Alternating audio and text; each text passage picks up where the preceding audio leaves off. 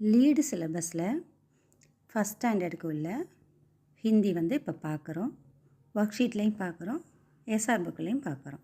நம்ம SR1 பார்க்குறோம். First one அ அனார், ஆ ஆம், இ இட்டலி, இ ஈக், உ உபஹார், ஊ ஊன், ரி ரிஷி, ஏ ஏல்பம், ஐ ஐனக், ஓ ஓக்லி, औ औरत, अंकुर, अख. ஒர்க் ஷீட்டில் பார்த்தீங்கன்னாக்கா ஃபஸ்ட் ஒனில் स्वर लेखन.